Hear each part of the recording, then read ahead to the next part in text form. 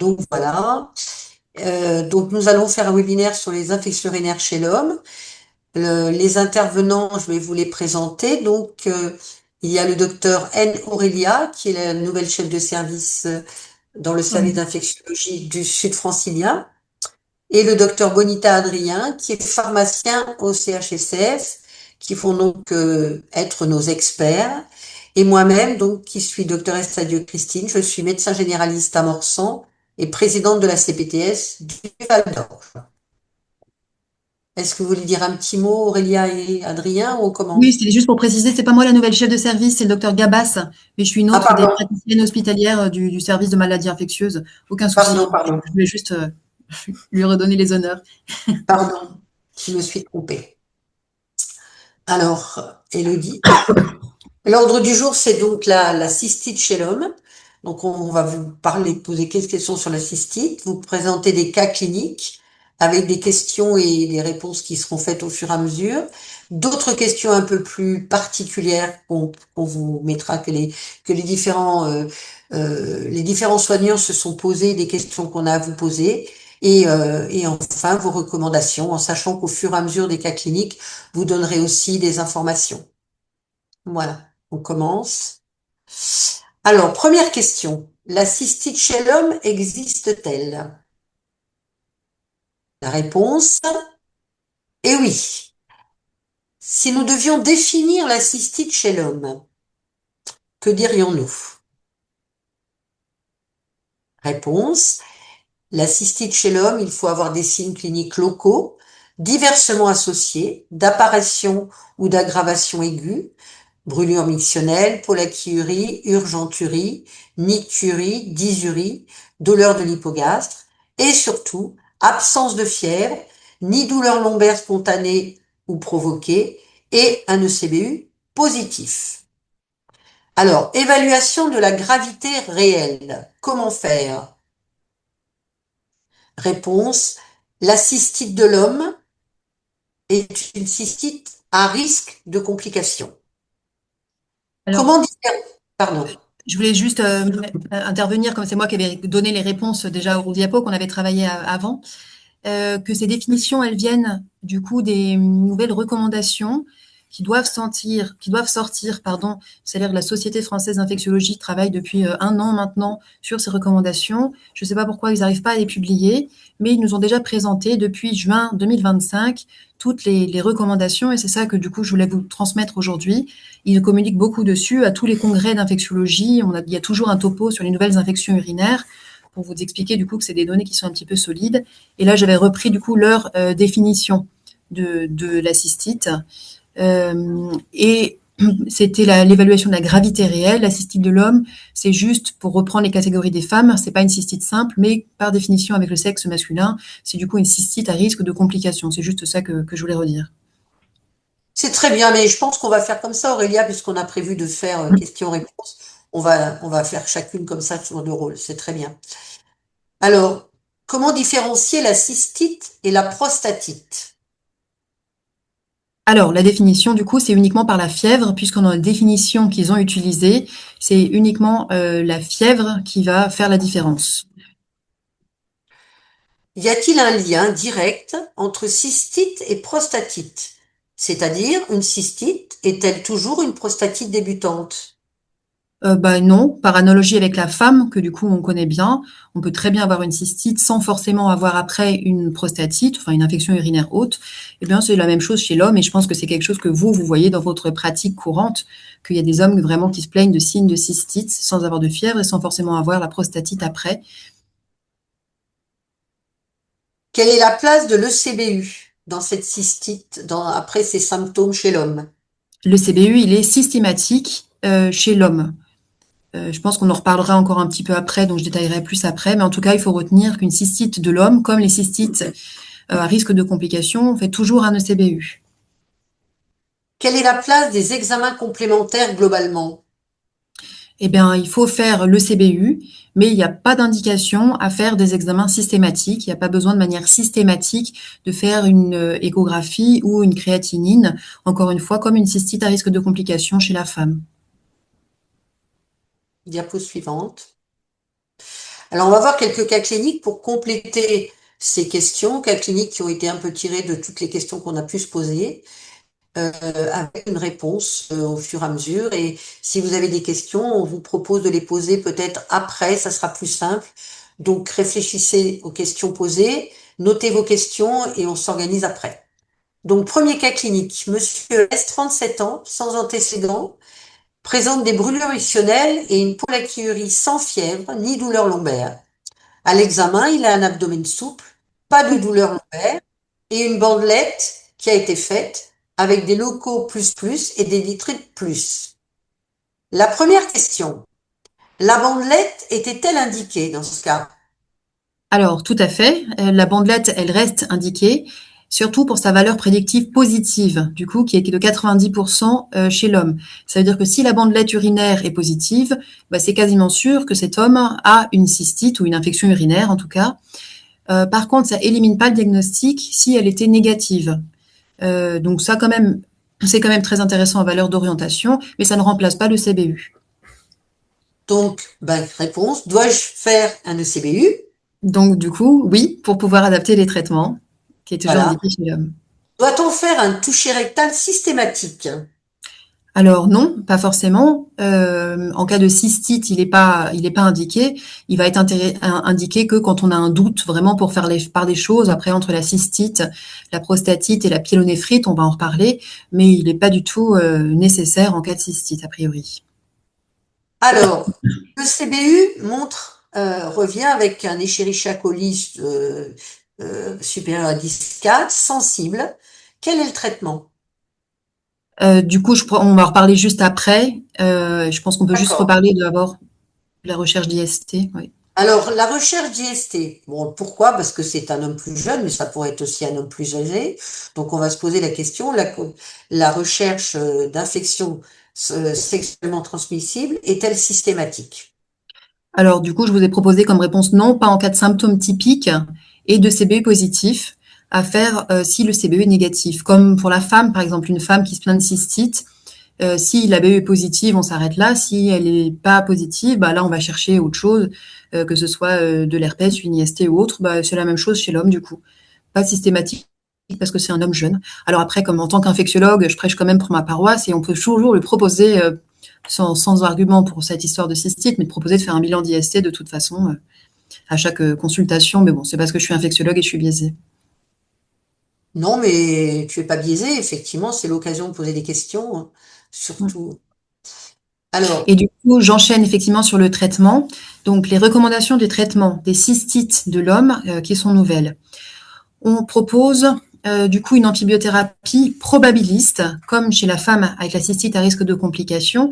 Si on peut, on attend l'antibiogramme et si on peut pas, parce que les symptômes sont importants ou que on est la veille d'un week-end de 3 jours et que ça va prendre trop de temps ou etc.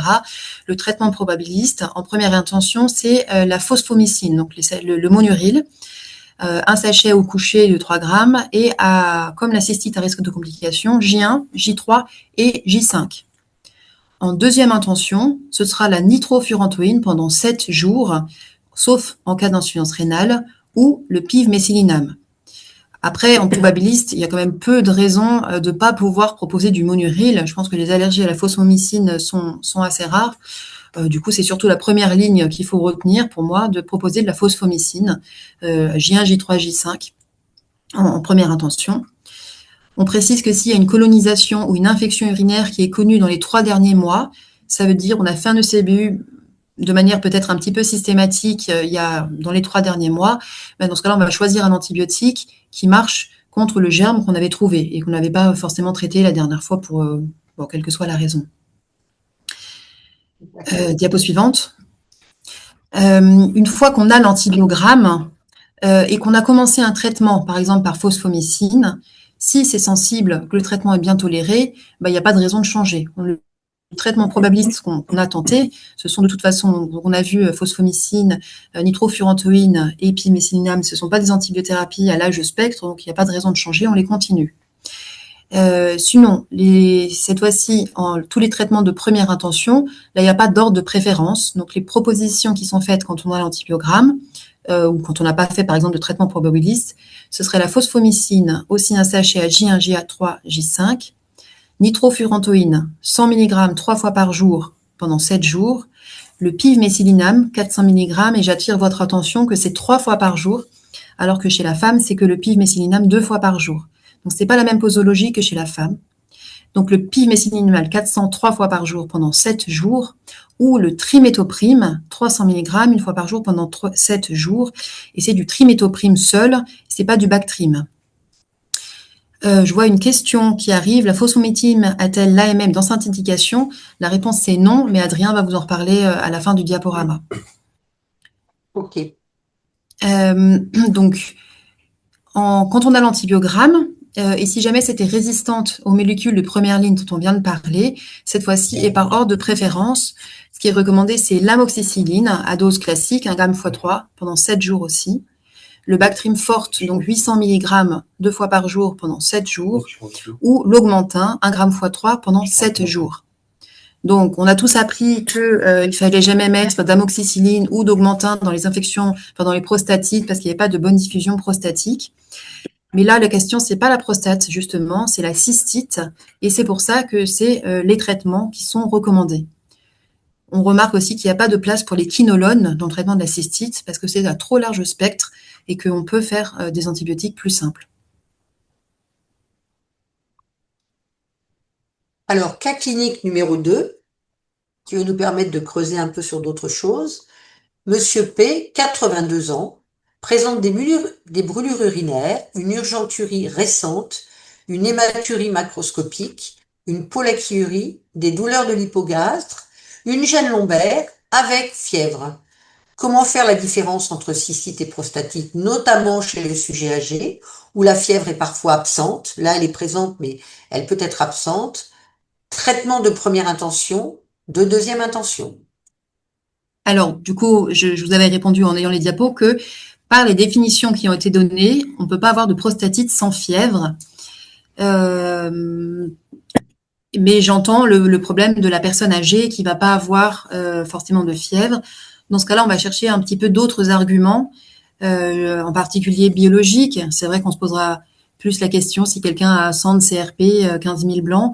Là, je suis d'accord avec vous que même en l'absence de fièvre chez une personne âgée, on va pouvoir se poser la question plutôt d'une infection urinaire haute, même sans fièvre, ou c'est là où le toucher rectal pourrait être intéressant aussi. Si le toucher rectal est douloureux, là on aura des arguments pour une prostatite versus la cystite. Et diapo suivante, je pense que c'est là que je vous l'avais mis. Allez-y encore. Ouais, c'est ça. Donc je parle juste à la fin, je parle directement sur la fin de la diapo. C'était juste pour vous rappeler un petit peu les chiffres de la colonisation urinaire. Chez la femme jeune, c'est 1 à 5%. Chez la femme âgée en institution, c'est 25 à 50%. Et chez un homme âgé en institution, 15 à 40%. Ça veut dire en pratique qu'un résident d'EHPAD, bah, il aura un tiers de, enfin, en gros, un tiers de chance d'avoir un ECB positif, sans du tout qu'il ait une infection urinaire. C'est vraiment de la colonisation à des bactéries. C'est juste pour vous rappeler que c'est vraiment quelque chose de banal et qu'une personne âgée qui a de la fièvre, ben, il ne va pas falloir se contenter de cet ECB positif, ce sera vraiment un diagnostic par défaut. Il faut d'abord chercher s'il n'y a pas d'autres causes à sa fièvre. Voilà, que l'ECB positif ne fait absolument pas le diagnostic d'infection urinaire. C'est juste pour rappeler ça, et du coup, de la fameuse prostatite sans fièvre avec en final juste un ECB positif, il faut vraiment s'en méfier. C'est pour ça qu'aussi qu'un ECB positif sans signe d'infection urinaire, on ne peut pas acheter ça comme une infection urinaire. Encore une fois, c'est banal. C'est jusqu'à 40% des personnes âgées en EHPAD qui ont un ECB positif parce qu'ils sont colonisés. Et sur la sonde urinaire, c'est au bout d'un mois, toutes les sondes urinaires sont colonisées, donc le CBU sur sonde chronique, en tout cas, n'a pas de valeur. D'accord ? Je reviens sur les définitions. Donc, la prostatite aiguë, c'est l'association des signes cliniques de cystite qu'on a vu avec de la fièvre et avec un ECBU positif. Pour la pyélonéphrite aiguë, ce sera la même chose, avec en plus des douleurs spontanées ou des douleurs à la percussion, à l'ébranlement lombaire. C'est ça qui fera la différence entre les deux. Et après, le diagnostic sera important. Je serais intéressant d'échanger avec vous pour voir un petit peu quelle est votre expérience du coup en cabinet. Je ne sais pas si on a vraiment que des pyélonéphrites sans atteinte de la prostate. C'est vrai que tout ça, c'est un petit peu nouveau et ça va à l'encontre de ce qu'on a appris à l'école. On apprenait que la pyélonéphrite seule chez l'homme sans atteinte de la prostate n'existe pas. On a appris aussi que la cystite n'existe pas. Donc, on change un peu d'adage, de paradigme. Et c'est des choses auxquelles il va falloir s'habituer. Et ce sera intéressant d'avoir votre retour d'expérience. Est-ce que vous avez l'impression qu'il y a vraiment que des pyélonéphrites ou pas? Diapo suivante.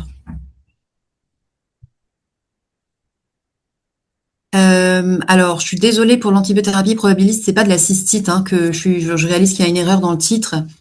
Donc, c'était de la prostatite de l'homme. Désolée.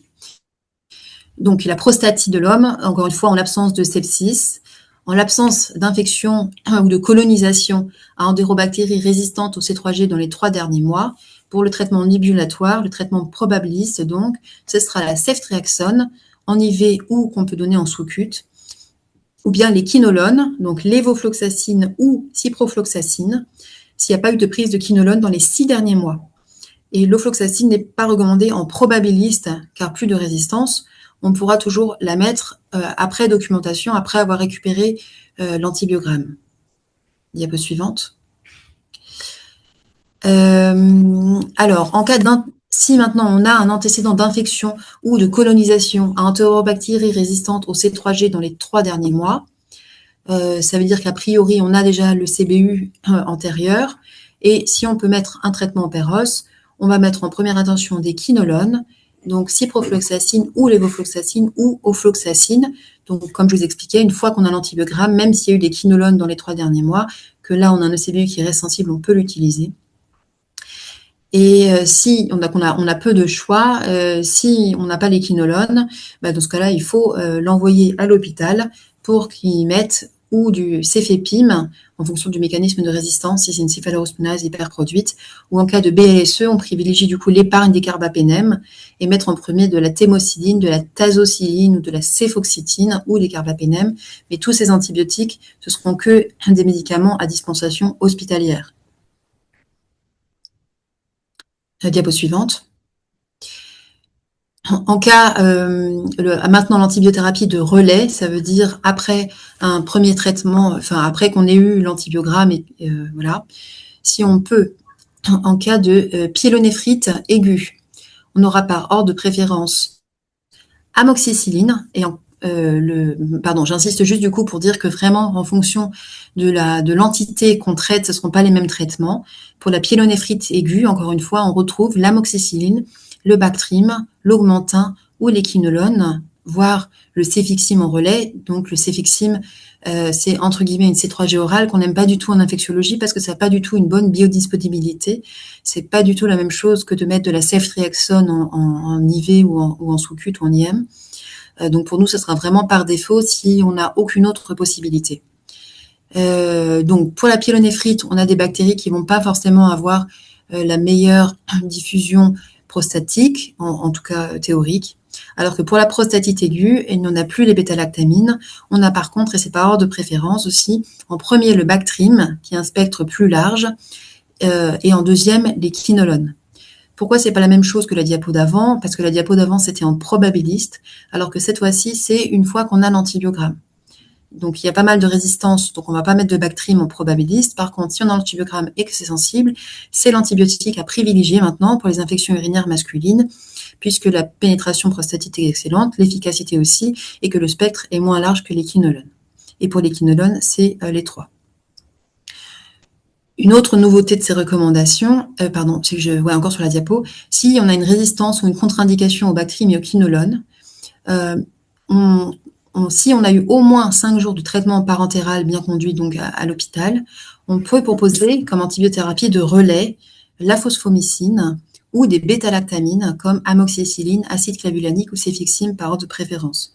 C'est aussi une nouveauté, c'est pour dire que au début on fait le traitement curatif par voie intraveineuse, mais qu'on peut retrouver des molécules ensuite. C'était pour pas que vous soyez étonnés de retrouver des patients. C'est pas une erreur de terminer le traitement par la phosphomycine ou des bêta-lactamines, voilà, après une première phase aiguë. Diapo suivante.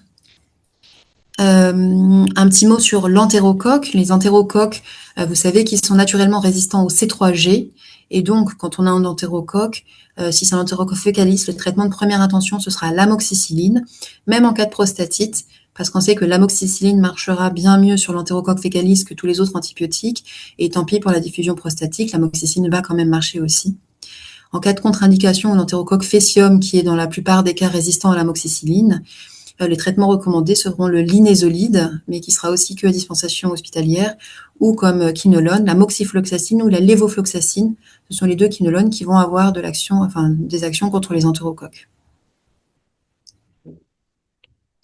Pour les durées de traitement, là aussi, on a une différence entre la pyélonéphrite et la prostatite. Comme chez la femme, la pyélonéphrite aiguë, c'est 7 jours si le traitement comporte une bêta-lactamine injectable et ou une quinolone, 10 jours sinon. Et dans les rares cas où on ferait que de l'amicacine, en cas d'allergie importante ou de résistante, ce serait que 5 jours, comme chez la femme. Et la prostatite aiguë, c'est 14 jours de traitement. Il y avait eu une étude qui s'appelait ProstaShort, qui ont étudié les infections urinaires fébriles de l'homme. Ils ont fait 7 versus 14. Et ben, ils n'ont pas montré la non-infériorité. Du coup, on peut pas raccourcir la durée de traitement. Pour la prostatite, c'est 14. Alors, nous allons faire le cas clinique numéro 3. Je regarde l'heure, je vais essayer parce qu'il y a après l'intervention de Monsieur D, 77 ans, présente des brûlures urinaires, une polactémie depuis 4 jours, des levées nocturnes fréquentes. Il a dans ses antécédents une hypertension artérielle, une hypertrophie bénigne de la prostate traitée par alfuzosim, un G faible, pas de fièvre, une légère confusion. À l'interrogatoire, je pense à rechercher une rétention. Eh bien, le globe vésical il y a un globe vésical discret, une incontinence récente. Dois-je faire un ECBU? Oui, Pardon. Oui, il faut faire un ECBU parce qu'il y avait des signes de cystite, du coup, dans votre cas clinique avec des brûlures urinaires. Il a des signes d'hypertrophie bénigne de prostate, mais là avec vraiment une modification des signes, donc on a des signes de cystite. Oui. si oui, puis-je faire un traitement pour amyliste ou dois-je attendre le résultat de l'ECBU? C'est le cas classique et effectivement on peut faire un traitement probabiliste, surtout que là que ça a l'air d'être quelqu'un qui est très symptomatique. D'accord. Et du coup, comme on a vu, la phosphomycine J1, J3, J5 en première intention. Le CBU revient positif 10 puissance 5 avec des locaux à 90 000.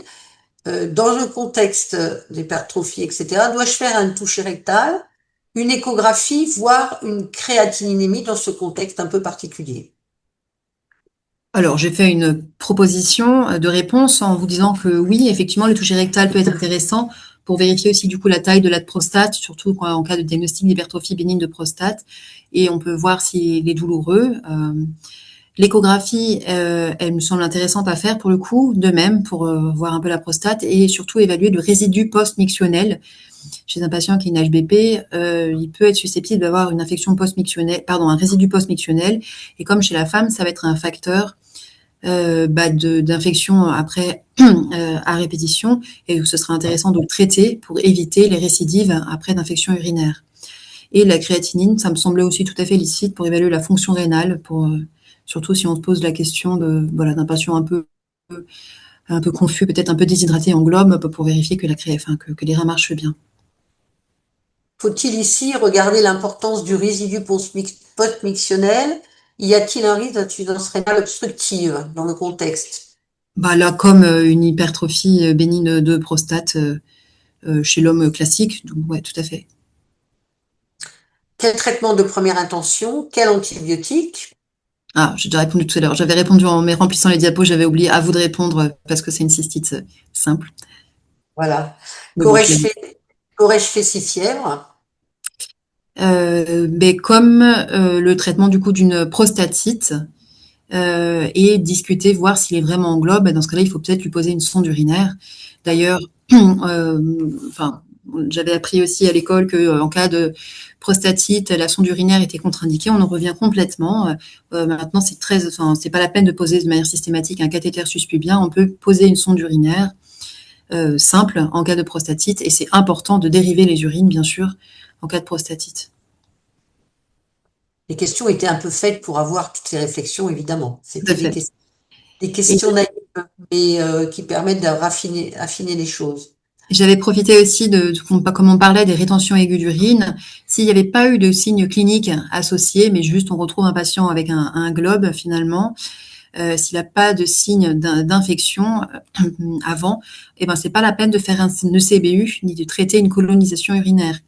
D'accord? Donc, bah, ça sera plutôt aux urgences, mais lui dire de ne pas faire systématiquement un ECBU de pose de sonde s'il n'y a pas de fièvre, pas d'infection et qu'avant, il n'y avait pas de signe, encore une fois, d'infection urinaire, bah, ce ne sera pas la peine de faire un ECBU ni de le traiter. Oui, c'était une des questions qui avait été posée dans le résumé qu'on avait prévu de Mm. répondre. Voilà, effectivement, avec ce cas clinique. Suivante. Alors, la question, on avait posé donc pas mal de questions à nos experts qui ont été répondues au fur et à mesure, notamment le cas de la rétention, le cas de toutes les questions qu'on a posées auxquelles Aurélie a répondu. Il y a des questions un peu spécifiques qui sont par rapport au fait que tout ça, ce n'est pas encore calé, justement. Il Mm. semble qu'il existe une différence entre les nouvelles propositions de traitement des infectiologues et les recommandations validées par la HAS. Pourriez-vous donc contextualiser les nouvelles prescriptions et faire une synthèse sur les justifications disponibles à apporter par les praticiens en cas de contrôle? Il y a des cas de refus de délivrance ou de remboursement de la CPAM lorsque les médecins appliquent ces nouvelles propositions. Comment faire pour que les pharmacies délivrent sans appeler les médecins alors que ce n'est pas le consensus actuel? Quelle évolution donc des recommandations vis-à-vis des FQ? Quand on va sur antibiotiques depuis peu, on a le message suivant. Pour les infections urinaires masculines classiques, l'ofloxacine n'est plus recommandée dans cette indication. Et la proposition de traitement de première intention, par défaut, est la ceftriaxone. Je vous laisse répondre à toutes ces questions, même si à certaines vous avez peut-être déjà un petit peu répondu. Ouais, pour reprendre dans l'ordre le contexte, je vous l'ai dit, c'est vraiment les infectiologues hein, qui communiquent là-dessus. Je pourrais vous envoyer le diaporama. Enfin, il est accessible sur le site infectiologie.com, mais je pourrais vous l'envoyer de toute façon, ce sera plus facile. Du topo qui avait été présenté au Journal national d'infectiologie de 2025. C'est là où ils ont présenté un petit peu toutes ces recommandations. On pourra vous les faire suivre pour que vous ayez bah, vous aurez la même chose que ce que je vous ai donné, mais voilà, pour justifier un petit peu ce que je vous raconte. Adrien, tu vas parler juste après, je pense Mm. justement par rapport aux pharmacies. Et du coup, j'ai la dernière question, l'évolution des recommandations des quinolones. Du coup, elle reste indiquée en probabiliste hein, en cas de prostatie, sauf l'ofloxacine. Mais c'est pas vrai pour, comme je vous disais, pour la ciprofloxacine ou la levofloxacine. Et si je peux rajouter, le Emma Corbeil-Essonnes s'était déjà positionné lorsqu'on avait fait le premier webinaire l'année dernière sur ces recommandations-là. On les avait inclus dans le livret qu'on vous avait fait passer et qui est disponible sur le site Maladies infectieuses CHSF. Et en fait, toutes ces recommandations et ces lignes de traitement avec la distinction cystite de l'homme, prostatite et pyélonéphrite étaient déjà intégrées dans ce livret-là avec les indications sur le traitement à débuter. Donc c'est un document que vous pouvez utiliser si jamais vous avez un contrôle de la CPAM pour leur montrer justement que l'EMA Corbeil-Essonnes et les référents infectieux de l'EMA Corbeil-Essonnes, y compris les référents aussi nationaux de la Société française de pathologie infectieuse, se positionnent sur ces nouvelles recommandations qui tardent un peu à sortir, mais dont les informations transitent et se basent sur des publications européenne, internationale, tout ça. Oui, il faudra. On l'avait effectivement sur nos premiers. On va refaire un montage. On va voir comment refaire un montage pour remettre tout ça ou remettre le lien. Parce qu'effectivement, ça avait déjà été fait. Mais c'est bien de refaire des redites. Diapo suivante. Et ben justement, on va Voilà. refaire des redites parce que tout ce que je vais vous Recommandation. présenter après, ouais, tout ce que je vais vous présenter à partir de maintenant, en fait, c'est déjà ce qu'on avait dit à la première, au premier webinaire qu'on avait fait il y a maintenant un an, où on avait déjà on traitait du coup du sujet des prescriptions hors AMM, et donc de ces prescriptions de phosphomycine trométamol chez l'homme, alors qu'il n'y a pas d'AMM. Et qu'il n'y a pas de demande qui a été faite par le laboratoire ou par les génériqueurs pour le moment. Donc on a d'un côté un arsenal thérapeutique avec le monuril, phosphomycine trométamol, la nitrofurantoïne, le pivmécélinam, qui sont recommandés par les infectiologues dans le traitement des cystites de l'homme. On vient de le voir et on continuera à le voir après, surtout lorsque les nouvelles recommandations vont sortir. Et de l'autre côté, on a des AMM qui sont restreintes uniquement chez la femme, ce qui nous oblige derrière à faire des prescriptions hors AMM. Dépôt suivante, s'il vous plaît. Qu'est-ce que va dire la loi là-dessus? En fait, le médecin, de son côté, il est libre de prescrire ce qu'il estime le plus approprié. Donc, c'est noté dans le Code de la santé publique, et il a le droit de prescrire. Excusez-moi, je suis un peu malade. Il a le droit de prescrire hors AMM, et dans le Code de la santé publique, on fait la distinction entre la prescription dans le cadre de la prescription compassionnelle et hors cadre de prescription compassionnelle. Donc là, on est hors cadre de la prescription compassionnelle. On n'a pas d'alternative médicamenteuse, puisque ce sont des molécules, des antibiotiques qu'on va utiliser d'habitude chez la femme. Et donc le médecin, sur sa prescription, doit mentionner prescription hors autorisation de mise sur le marché, et surtout informer le patient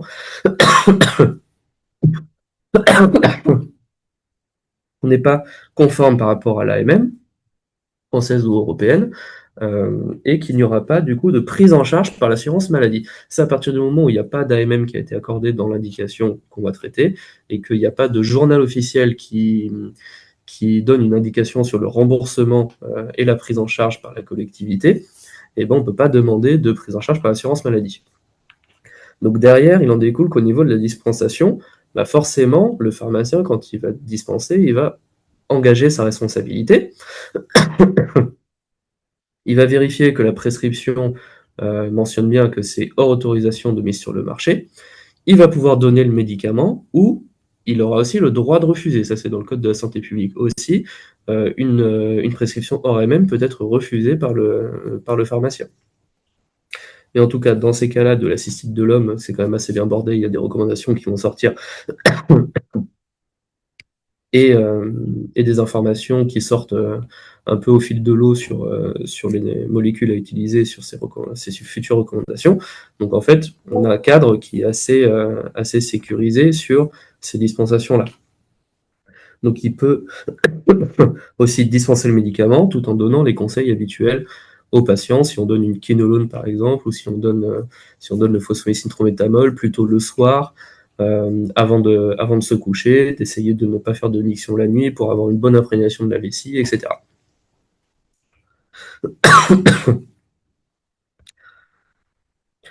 Néanmoins, il existe des mécanismes pour faire une demande de prise en charge par l'assurance maladie.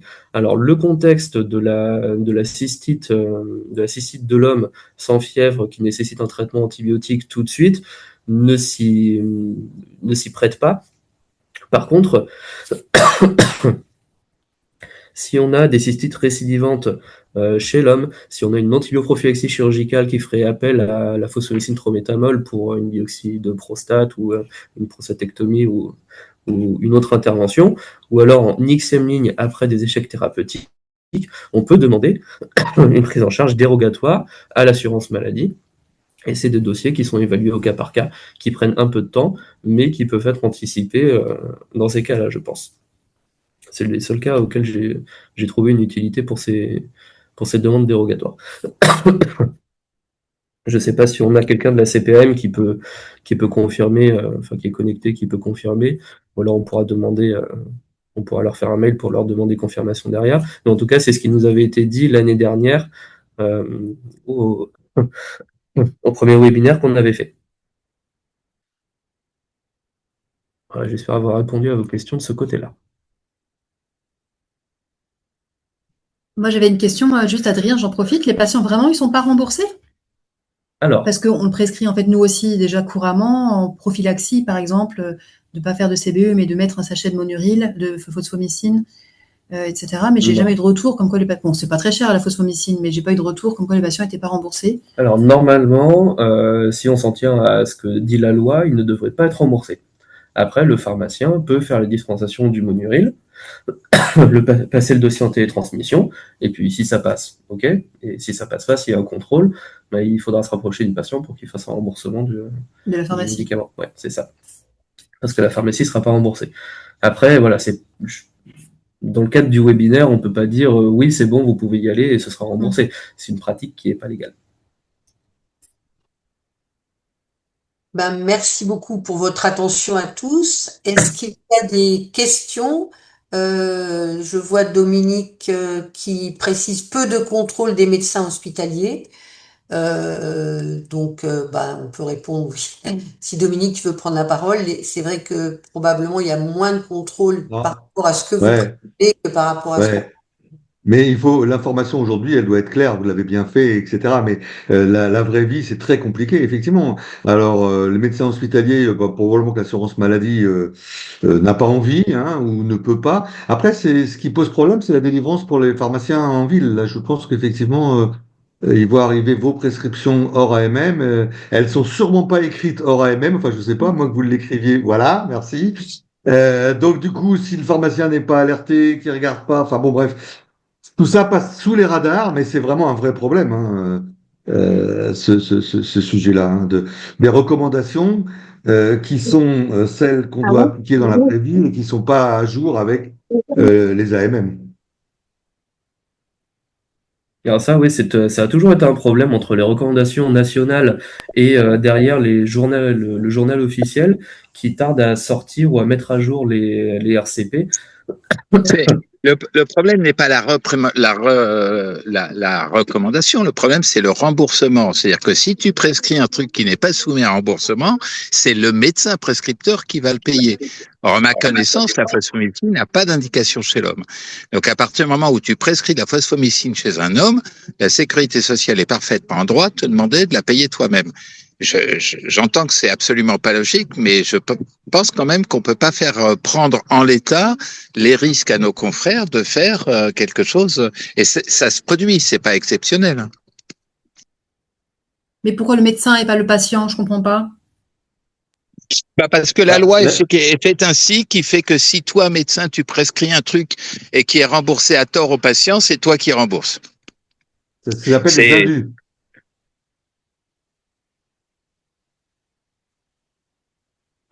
C'est ce qu'on appelle, j'ai pas entendu, pardon. Des indus. Ah oui. C'est-à-dire que la Sécu nous envoie une notification comme quoi on a fait quelque chose qui n'était pas légal et ils nous reprennent sur ils nous reprennent sur ce qu'ils peuvent, quoi. Mais ils nous reprennent à nous. Et le patient, lui, il a été remboursé, par contre.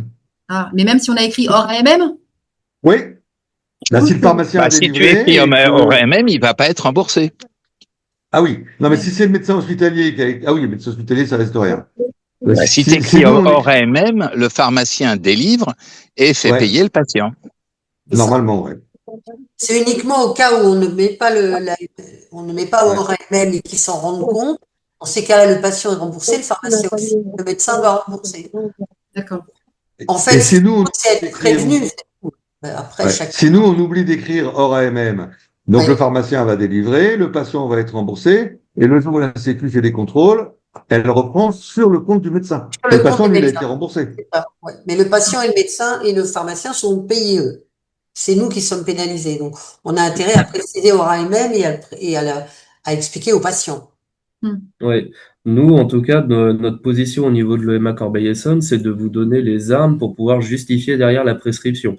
Sur le côté remboursement, on peut rien faire, à part faire des demandes dérogatoires, mais qui sont pas du tout adaptées au contexte. Voilà, nous, on reprend les recommandations, on fait la synthèse, on peut vous fournir de la bibliographie, des documents derrière pour étayer un peu les justifications. Mais c'est vrai que c'est toujours une pratique qui est en dehors des recommandations et des prescriptions qui seront toujours hors AMM, même lorsque les recommandations elles vont sortir. Les recommandations ne vont pas se soustraire au contexte législatif. À partir du moment où le journal officiel n'a pas publié que le Monuril était remboursé chez l'homme pour la cystite de l'homme, bah, on ne pourra rien faire. Et même si les recommandations sortent, ce sera toujours une pratique hors AMM. En pratique, c'est quelque chose qui va être problématique parce que sur les ULIS où il y a une population qui peut être très très très précaire, une prescription non remboursée pose vraiment problème. Donc, le patient qui vient voir un médecin payer une consultation alors qu'il doit payer ses antibiotiques derrière parce que c'est même, ça passera pas. Il y a une réflexion de Caroline qui propose que ce soit prescrit à sa femme à la place. Et s'il n'a pas de femme, à sa copine ou à sa voisine, alors, Caroline. Voilà, ça peut faire partie. Je vois un message qui dit la plupart du temps, c'est le pharmacien qui n'est pas remboursé avec un rejet de dossier. Le pharmacien sait que le Monuril n'est pas remboursé chez l'homme. Effectivement, moi aussi, pour avoir beaucoup travaillé en officine, on a la plupart du temps en fait des rejets de remboursement de la sécurité sociale avant tout, et c'est plutôt le pharmacien qui paye le prix de la prescription en RAMM avant le médecin. Et c'est vrai que c'est plutôt du coup soumis à la vigilance du pharmacien lorsqu'il va faire sa dispensation. De voir du Monuril chez l'homme, ça devrait faire tic et dire que c'est hors MM et qu'il faudrait faire payer le patient ou l'informer que c'est pas remboursé. Ok. Après, vu qu'on est dans l'Essonne et qu'on travaille dans l'Essonne, on peut toujours, sur la base de ce webinaire, envoyer un petit coucou à la CPAM pour dire voilà, on a bien travaillé à 4 CPTS, voilà ce qu'il en ressort et on vous donne l'info et nous vous remercions de tenir compte du travail fait avec nos infectiologues locaux et au-delà qui travaillent quand même en national. On peut faire ça, hein, pour voir. De réponse de la CEPAM, je vous remercie beaucoup, mais je suis tenu d'appliquer les textes. Voilà. Et Voilà, c'est ça. C'était ce qu'ils avaient répondu déjà l'année dernière au précédent webinaire, hein, c'est que eux, ils peuvent pas dire OK, c'est bon, il y a une loi à appliquer et la loi, elle est claire. Ce qui est intéressant, c'est pour les procédures dérogatoires pour des cas un peu particuliers. Là, finalement, pour le courant, ça nous pose problème. C'est quoi la réponse à la question 7 euros le sachet? Ouais. Mais effectivement, dans les cas où effectivement on a demander la procédure dérogatoire pour les choses non urgentes avec potentiel de récidive ou tout ça peut être intéressant par contre. Mais par contre, effectivement, il y a un délai, quoi. Un délai de réponse qui ne convient pas Ouais, à ce... mais ouais, pour l'aigu, mais si si tu commences à rentrer dans le chronique ou dans le récidivant, ça peut être Oui. quelque chose que je ne savais pas et que je pense qu'on a appris enfin, autour de cet écran. Est-ce qu'il y a d'autres questions?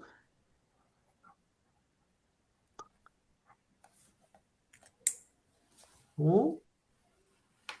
Bah écoutez, on est dans les temps, donc je vous propose, s'il n'y a pas d'autres questions, qu'on se salue tous et on regardera comment est-ce qu'on peut vous remettre remettre le cahier, le premier webinaire, peut-être le remettre visible ou sur nos sites ou redonner les références du CHSF là-dessus. Ok. Voilà. Merci à tous. Merci beaucoup.